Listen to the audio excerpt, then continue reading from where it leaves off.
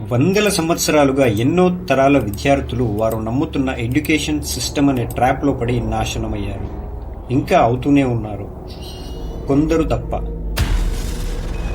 ప్రపంచ ధనవంతులందరిలో మనకు కామన్గా కనబడే విషయం ధనవంతులుగా వెలిగిపోవడమే కాదు, ప్రపంచాన్ని డామినేట్ చేస్తూ ఉండడం కూడా. కానీ వీళ్ళందరిలో కామన్గా ఉన్న మరో అత్యుఖ్యమైన విషయం ఏంటంటే, ప్రపంచమంతా పడుతున్న ఎడ్యుకేషన్ సిస్టమ్ ట్రాప్లో పడిపోకుండా సక్సెస్ అవ్వడమే. ఈ ట్రాప్లో పడ్డ విద్యార్థి తనని తాను అట్టడుగు స్థాయికి నెట్టేస్తున్నాడు. ఈ సిస్టమ్ అందుకోసమే నిర్మించబడి సక్సెస్ అవుతూనే ఉంది. ఎలా అంటే, ఒక student time to time assignments చేస్తున్నాడు, 95% అటెండెన్స్ మెయింటైన్ చేస్తున్నాడు, నిత్యం చదువులోనే లీనమైపోతున్నాడు, ప్రతి రూల్ ని తూచా తప్పకుండా సిన్సియర్ గా ఫాలో అవుతున్నాడు. చదువు పూర్తయ్యాక అతడికి ఒక గ్రాడ్యుయేట్ డిగ్రీ వస్తుంది. దాంతో ప్లేస్మెంట్ లో మంచి ఉద్యోగం, తల్లిదండ్రుల కోసం మంచి ఇల్లు, లగ్జరీ కారు, పెళ్లి చేసుకోవడం, పిల్లల్ని పెద్ద స్కూల్లో వేయాలి, చాలా చాలా డబ్బులు సంపాదించాలి, హ్యాపీగా సెటిల్ అవ్వాలి అని అనుకుంటాడు. ఇవన్నీ ఊహలే. నిజంగా అతని జీవితంలో జరిగే రియాలిటీ పూర్తిగా వేరు. 15 సంవత్సరాలుగా కష్టపడిన మీదట వచ్చిన ఆ డిగ్రీ పట్టాతో మీరనుకున్న ఉద్యోగం రాదన్న సంగతి మెల్లిగా అర్థమవుతుంది. మంచి ఉద్యోగం కోసం ఎన్నో ఇంటర్వ్యూస్ కి వెళ్తారు. ఏవో కారణాల వల్ల ఉద్యోగం రిజెక్ట్ అవుతుంది. చుట్టూ ఉన్నవాళ్లు గేలి చేస్తారు. చదువు అయిపోయాక అన్నీ చక్కబడతాయి అనుకున్న విద్యార్థికి అవన్నీ తనకి చాలా దూరంలో ఉన్నాయి అన్న సంగతి మెల్లిమెల్లిగా అర్థమవుతుంది. కాలం వేగంగా గడుస్తూనే ఉంటుంది. ఒంటరిగా ఫీల్ అవ్వడం, డిప్రెషన్లోకి వెళ్లడం జరుగుతుంది. సెల్ఫ్ కాన్ఫిడెన్స్ మెల్లిగా కోల్పోతాడు. ఒక మంచి ఉద్యోగం ఇప్పించమని మౌనంగా భగవంతుణ్ణి వేడుకుంటాడు. మొత్తానికి ఏదో ఒక అరకొర ఉద్యోగం దొరుకుతుంది. జీతం తక్కువ, వేరే ఆప్షన్ లేక ఇష్టం లేకపోయినా ఆ ఉద్యోగం చేయడం మొదలు పెడతాడు. ప్రమోషన్ కోసం సిన్సియర్గా కష్టపడుతూనే ఏళ్లు గడిచిపోతాయి. వెనక్కి తిరిగి చూస్తే ఇంటి కోసం తీసుకున్న లోను, కారు కోసం తీసుకున్న లోను, ఇతరత్ర అన్నీ ఎప్పుడూ చుట్టుముట్టే ఉంటాయి. అలా మిమ్మల్ని మీరు ఒక వలయంలో బంధించుకుంటారు. ప్రతి క్షణం మిమ్మల్ని ఆ ఉద్యోగం నుండి ఎక్కడ తీసేస్తారో అన్న భయం పట్టి పీడిస్తూ ఉంటుంది. ఒకవేళ ఉద్యోగం పోతే కట్టాల్సిన ఈఎంఐలు తలుచుకొని ఉలిక్కి పడతారు. మెల్లిమెల్లిగా మీ కలలను మనసు లోపలే తొక్కేస్తూ నచ్చని ఉద్యోగం చేస్తూ నరక వేదన అనుభవిస్తారు. ఈ ప్రవాహంలో పడి ముసలితనం ఛాయలు రానే వస్తాయి. నేను చాలా కష్టపడ్డాను, నేను అదృష్టవంతుడిని కాను, జీవితంలో ఏదీ సాధించలేకపోయాను అని అనుకుంటారు. కానీ అది నిజం కాదు. ఎవరికీ తెలియని నిజం, అందరినీ ఈ ఉచ్చులో పడేస్తున్న భయంకరమైన నిజం వేరొకటి ఉంది. అది ఈ రోజు వరకు మీ దగ్గర దాచబడి ఉంది.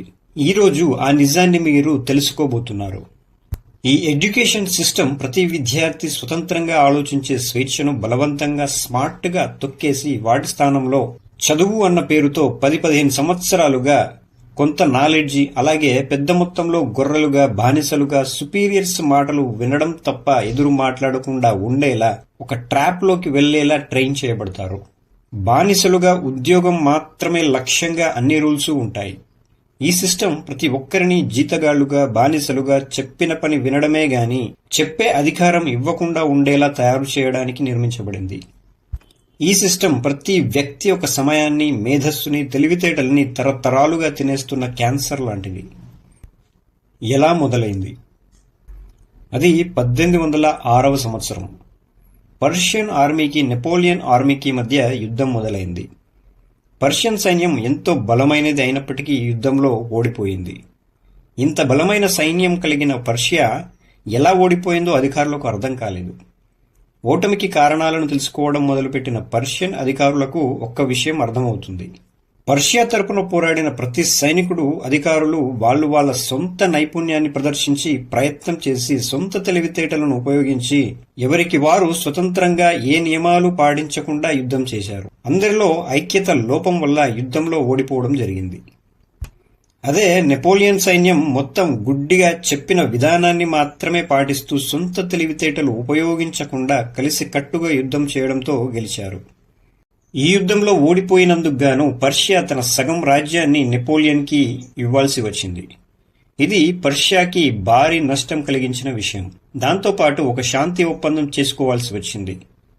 పర్షియన్ అధికారులు తమ సైన్యం పట్ల కఠిన నియమాలు నియమించి మరెప్పుడూ ఇలాంటి ఓటమి జరగకుండా ఉండేలా జాగ్రత్తలు తీసుకున్నారు. అనేక చర్చల ఫలితంగా ఒక ట్రాప్ సిస్టమ్ని తయారు చేశారు. మంచి భవిష్యత్తుని ఎరగా చూపి బానిసలుగా మార్చే సిస్టమ్ అది. ప్రతి వ్యక్తి ఆలోచనలను, స్వేచ్ఛను, మొత్తం జీవితాన్ని ఒక చిన్న స్థాయి వరకే ఊహించుకునే విధంగా వాళ్ల మైండ్స్ ని కంట్రోల్లో పెట్టుకునే సిస్టమ్ అది. ప్రతి సైనికుడు చెప్పిన ఆజ్ఞలను మాత్రమే తూచా తప్పకుండా పాటించాలి. అంతకు ఏమాత్రం ఎక్కువ ఆలోచించకూడదు. అది మంచా చెడా అన్న భేదం వాళ్ళకి తెలియకూడదు. సొంతంగా ఆలోచించే సామర్థ్యం పూర్తిగా వాళ్ళ నుండి తీసేసి నియమాలను పాటించే సిస్టమ్ని మాత్రమే, పనిచేసే యంత్రాలుగా మాత్రమే ఉండేలా ట్రైన్ చేయాలి అనుకున్నారు. వాళ్ళకి ఏం చెప్పినా గుడ్డిగా నమ్మేసే విధంగా రూపొందించారు. వాళ్ల బ్రెయిన్ మొత్తాన్ని కంట్రోల్లో పెట్టుకోవాలి అనుకున్నారు. ఇటువంటి స్వార్థమైన సిద్ధాంతాలతో మొట్టమొదటిసారిగా 1 సంవత్సరానికి గాను పర్షియన్ ఎడ్యుకేషన్ సిస్టమ్ స్టార్ట్ అయింది. 5 సంవత్సరాల నుండి 13 సంవత్సరాల వయస్సు వరకు ఖచ్చితంగా చదువుకోవాల్సిందే అనే ఆర్డర్ పాస్ చేశారు. వాళ్ల వ్యూహం ప్రకారం కొత్త చట్టం మొదలైంది. సమయాన్ని, స్వతంత్రంగా ఆలోచించే స్వభావాన్ని ఎండగట్టే ప్రతిపాదనలు మొదలయ్యాయి. వినడం తప్ప చెప్పడం అనేది లేకుండా నియమాలు సాగాయి. ఈ చదువులో కేవలం వాళ్ళకి సుపీరియర్స్ చెప్పిన పనులు ఎంత కఠినమైనవైనా మారు మాట్లాడకుండా, తూచా తప్పకుండా గుడ్డిగా ఆచరించడం నేర్పుతారు. పర్షియన్ లీడర్స్ అనుకున్న విధంగా ఆ ఎడ్యుకేషన్ సిస్టమ్ ద్వారా చాలా మంది బానిసలను తయారు చేశారు. వాళ్ళనుకున్నట్లుగానే రిజల్ట్ వచ్చింది. ప్రపంచంలో ఒకచోట రానున్న తరాలను పూర్తిగా బానిసలుగా మార్చడానికి ఎడ్యుకేషన్ అనే పునాదులు బలంగా వేయబడ్డాయి. ఎగ్జాక్ట్గా అదే సమయంలో ప్రపంచంలో మరో రంగం వేగంగా అభివృద్ధి చెందుతోంది. 1760 నుంచి 1840 మధ్యలో ఇండస్ట్రియల్ రెవల్యూషన్ వేగంగా అభివృద్ధి చెందసాగింది. ప్రపంచ మార్కెట్ వేగంగా అభివృద్ధి చెందుతున్న సమయం అది.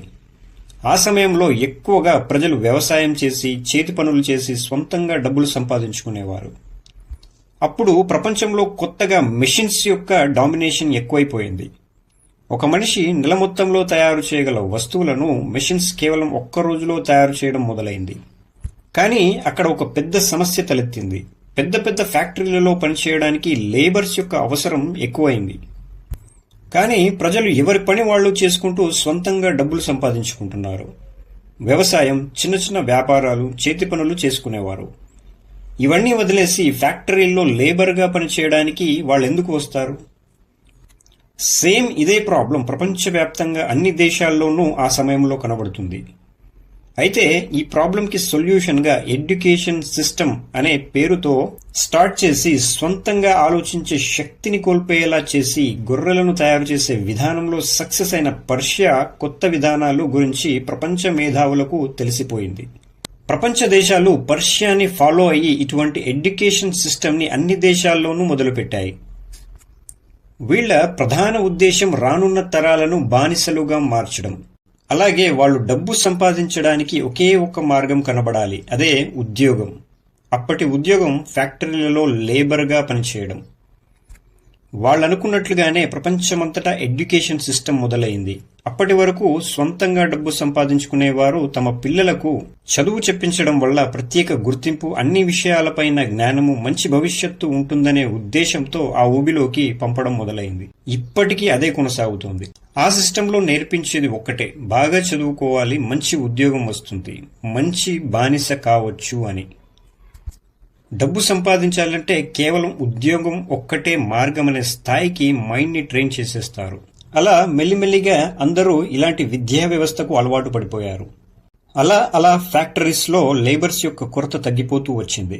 అప్పుడు మన దేశం బ్రిటిషర్స్ చేతిలో ఉంది. అతి తక్కువ మంది సైన్యంతో ఎక్కువ జనాభా కలిగిన భారతదేశాన్ని కంట్రోల్ చేయడం చాలా ఇబ్బందిగా మారింది బ్రిటిషర్స్కి. 1835లో థామస్ బెబింగ్టన్ మకావులే, లార్డ్ మకావులే పేరుతో చరిత్రలో మనం ఎక్కడో ఒక చోట చదివే ఉంటాం. అతను ఒక ప్రపోజల్ని తయారు చేస్తాడు ఇండియాలో ఇంగ్లీష్ ఎడ్యుకేషన్ని ప్రమోట్ చేయడానికి. అలాగే లార్డ్ డబ్ల్యూ బెంటిక్ అప్పటి ఈస్ట్ ఇండియా కంపెనీ యొక్క గవర్నర్ జనరల్గా ఉన్నాడు. అతను ఇంగ్లీష్ ఎడ్యుకేషన్ యాక్ట్ 1835ని ప్రవేశపెడతాడు. ఈ ఎడ్యుకేషన్ సిస్టమ్కి మూలం పూర్తిగా పర్షియా ఎడ్యుకేషన్ సిస్టమ్. భారతీయులు అనుకున్నారు బ్రిటిషర్స్ మాకు మంచి చేస్తున్నారు, ఇంగ్లీష్ నేర్పుతున్నారు అని.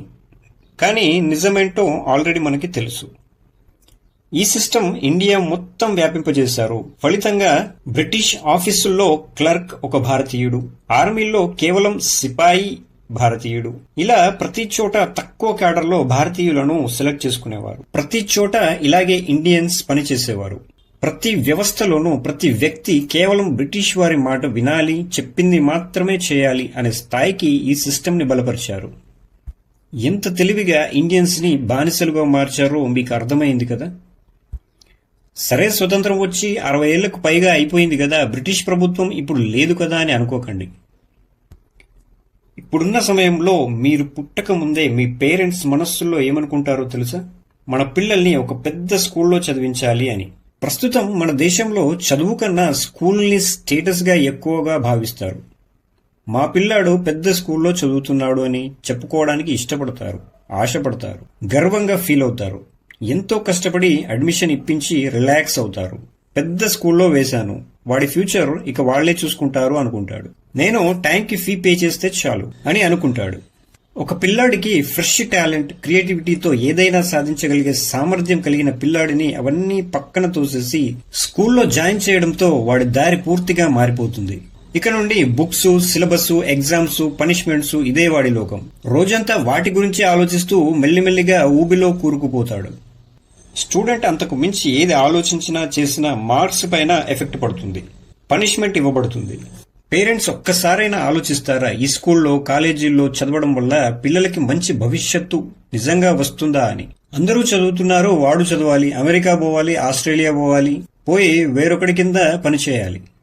ఇక్కడ స్పష్టంగా అర్థం చేసుకోవాల్సిన విషయం ఏంటంటే, సహజంగానే టాలెంటెడ్ గా ఉన్న స్టూడెంట్ ని బలవంతంగా ఎడ్యుకేషన్ అనే ట్రాప్ లో పడేసి వాడి టాలెంట్ ని లోపల తొక్కేసి సంవత్సరాల తరబడి వాళ్ల బుర్రల పైన భారాన్ని మోపే ఈ సిస్టమ్ ఒక పెద్ద ట్రాప్ అని తెలుసుకోలేకపోతున్నారు. ఈ సిస్టమ్ ద్వారా ప్రతి విద్యార్థి కేవలం ఒకే ఒక్క లక్ష్యంతో బయటికి వస్తాడు, అదే ఉద్యోగం. దీనికి మారుపేరే బానిసత్వం. ఈ సిస్టమ్ యజమానులను తయారు చేయదు, బానిసలను, ఉద్యోగులను తయారు చేస్తుంది. చదువయ్యాక ఉద్యోగం వేటలో పడతాడు, ఎందుకంటే వాడికి చిన్నప్పటి నుంచి చెవిలో జుర్రియలాగా ఊదింది అదే కాబట్టి. బాగా చదువుకో, మంచి ఉద్యోగం వస్తుంది. ఈ సిస్టమ్ యొక్క ట్రాప్ బిడ్డ పుట్టగానే స్టార్ట్ అవుతుంది. 5 నుండి 20 ఏళ్ల వయస్సు వరకు మైండ్ ని డైవర్ట్ చేసి లక్ష్యాలను నిర్వీర్యం చేసి బానిసలుగా మార్చడమే. కష్టమైన పొద్దున్న నుంచి సాయంత్రం వరకు పనిచేయాలి, నచ్చినా నచ్చకపోయినా నెల గడిచాక శాలరీ తీసుకోవాలి. అదే విధంగా ట్రైన్ చేయబడతారు. ప్రతి ఒక్కరూ డబ్బు సొంతంగా సంపాదించుకుంటే ఎవడి మాట వినడు కాబట్టి గట్టిగా ఈ సిస్టమ్ వచ్చింది. ఊహ తెలియని వయస్సులోనే పిల్లల్ని ఈ ట్రాప్ లో పడేస్తే వాళ్ళు ఎడ్యుకేషన్ కంప్లీట్ అయ్యాక పూర్తి గొర్రెల్లా మారిపోతారు. వాడిని వాడు మార్చుకోలేడు. మీరు ఎంతలా మారిపోతారంటే, ఇలాంటి ఎన్ని వీడియోలు చూసినా మీకు ఉద్యోగమే కరెక్ట్ అనిపిస్తుంది, నెల జీతం తీసుకోవడమే కరెక్ట్ అనిపిస్తుంది, సుపీరియర్స్ కి రెస్పెక్ట్ ఇవ్వడం, చేతులు కట్టుకుని నిలబడడం కరెక్ట్ అనిపిస్తుంది.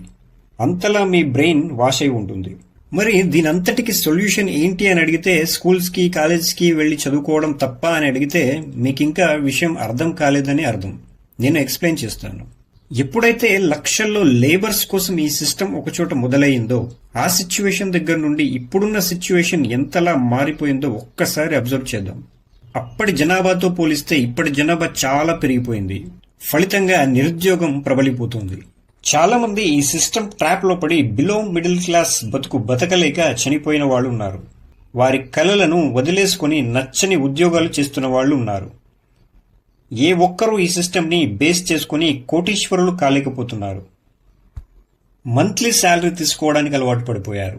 జాబ్ పోతే ఏమవుతుందో అనే భయంతో సుపీరియర్స్ యొక్క పనికి మాలిన పనులన్నీ మనస్సు చంపుకొని చేస్తున్నారు. ఇక్కడ మనకి 2 మార్గాలున్నాయి. ఒకటి, రియాలిటీని గుర్తించకుండా మన సమయాన్ని, తెలివితేటల్ని వేరొకడికిచ్చి నెల నెల జీతం తీసుకోవడం.